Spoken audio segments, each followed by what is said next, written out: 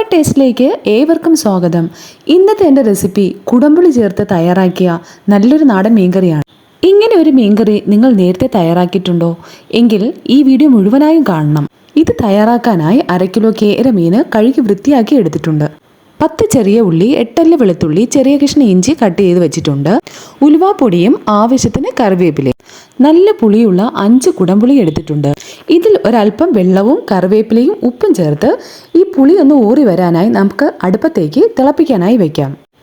ഇനി ഒരു മീൻചട്ടി അടുപ്പത്തേക്ക് വെച്ച് 4 ടീസ്പൂൺ എണ്ണ ഒഴിച്ച് ചൂടാകുമ്പോൾ ചെറുതായി ഒന്ന് ചുറ്റിച്ചതിന് ശേഷം അതിലേക്ക് 1/4 ടീസ്പൂൺ കടുകും 1/4 ടീസ്പൂൺ മുഴുവൻ ഉലുവ ചേർക്കാം. ഇനി ചെറിയ ഉള്ളി ചേർക്കാം. ഇത് ചെറുതായി ഒന്ന് വഴറ്റിയതിന് ശേഷം കട്ട് ചെയ്തതായ വെളുത്തുള്ളിയും ഇഞ്ചിയും നമുക്ക് ചേർത്ത് കൊടുക്കാം. ഇവ മൂന്നും നന്നായി ഒന്ന് വഴറ്റിയതിന് ശേഷം ഇതിലേക്ക് കുറച്ച് കറിവേപ്പില ചേർത്ത് കൊടുക്കണം. ഇതൊന്ന് ചുമന്ന് കിട്ടുന്നത് വരെ നമുക്കൊന്ന് വഴറ്റി കൊടുക്കാം. അതിനുശേഷം 4 സ്പൂൺ കാശ്മീരി മുളകാണ് ചേർത്തിരിക്കുന്നത്. എരിവുള്ള മുളക് ഞാനിവിടെ ചേർത്തിട്ടില്ല. ഈ കാശ്മീരി മുളക് കൂടെ ചേർത്ത് നന്നായി ഒന്ന് വഴറ്റാം. തീ ഒരു ലോ ഫ്ലെയിമിൽ ഇടണം. അതിനുശേഷം നമുക്ക് 1 സ്പൂൺ മഞ്ഞൾപ്പൊടി ചേർത്ത് കൊടുക്കാം.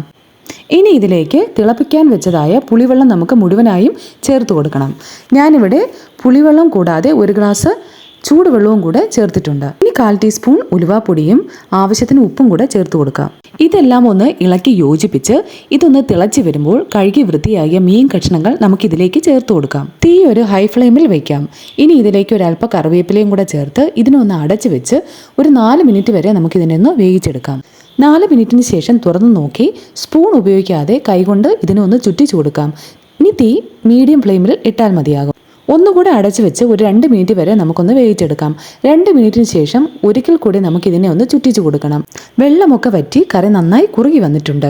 ഇനി നമുക്ക് കുറച്ചുകൂടെ കറിവേപ്പില ചേർത്ത് കൊടുക്കും. ഇനി ഇതൊന്ന് അടച്ചു വയ്ക്കാം. 1 മിനിറ്റിന് ശേഷം ഞാനിത് തുറന്നു നോക്കി.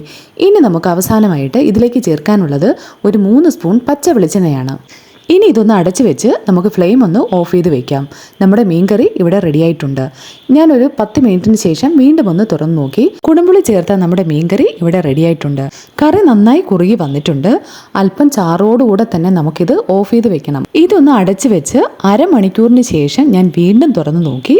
കറി വീണ്ടും നന്നായി കുറുകി വരികയും മാത്രമല്ല പുളിയും മുളകുമെല്ലാം മീനിൽ നന്നായി പിടിക്കുകയും ചെയ്തിട്ടുണ്ട്. ഈ സ്വാദിഷ്ടമായ മീൻകറി നിങ്ങളും തയ്യാറാക്കി നോക്കണം. തീർച്ചയായും നിങ്ങൾക്കിത് ഇഷ്ടപ്പെടും. മാത്രമല്ല ഈ ചാനൽ സബ്സ്ക്രൈബ് ചെയ്യാനും മറക്കല്ലേ.